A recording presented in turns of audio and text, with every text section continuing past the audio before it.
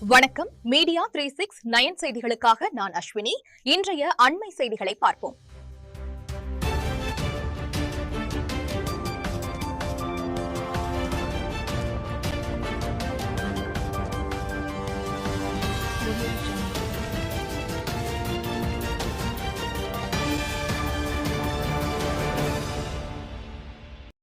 புதுப்பாளையம் ஒன்றியத்தில் வளர்ச்சிப் பணிகளை ஆய்வு செய்தார் மாவட்ட ஆட்சியர் வந்தனா கார்க்.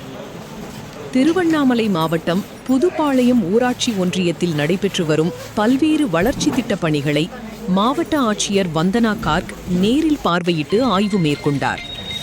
முதலில் ஜப்திகாரியந்தல் ஊராட்சியில் நடைபெற்று வரும் உயர்மட்ட மேம்பாலம் கட்டுமான பணிகளை ஆய்வு செய்த அவர், பணிகளை தரமாகவும் விரைவாகவும் நிறைவு செய்ய சம்பந்தப்பட்ட துறை அதிகாரிகளுக்கு உத்தரவிட்டார்.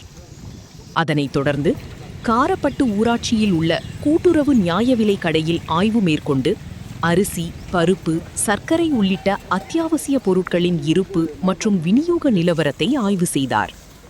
பின்னர் காரப்பட்டு ஒருங்கிணைந்த குழந்தைகள் வளர்ச்சி மையத்தை பார்வையிட்ட ஆட்சியர், குழந்தைகளின் வருகை பதிவு, உயரம் மற்றும் எடை கண்காணிப்பு உள்ளிட்ட பணிகளை ஆய்வு செய்து சேவைகளின் தரத்தை உறுதி செய்ய அதிகாரிகளுக்கு அறிவுறுத்தினார்.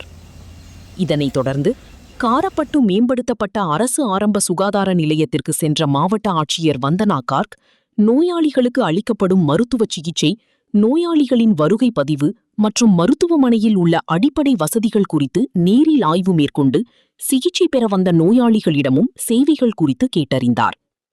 இறுதியாக புதுப்பாளையத்தில் புதிதாக அமைக்கப்படவுள்ள பேருந்து நிலையத்திற்கான இடத்தை பார்வையிட்டு ஆய்வு செய்த அவர், தொடர்ந்து புதுப்பாளையம் வட்டார வளர்ச்சி அலுவலகத்தில் நடைபெற்று வரும் நிர்வாக பணிகளையும் ஆய்வு செய்தார்.